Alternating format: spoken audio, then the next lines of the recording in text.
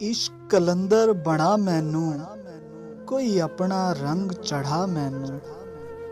मैं बदसूरत मैं कम अकल, मैं अंदर यार वसा बैठिया।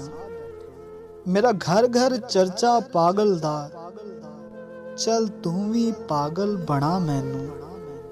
एक मैं कमला दूजा यार कमला, नित कमले मेरे नैन। एक खोला ते यार पावां, कोई इंज दा जादू सिखा मैनू।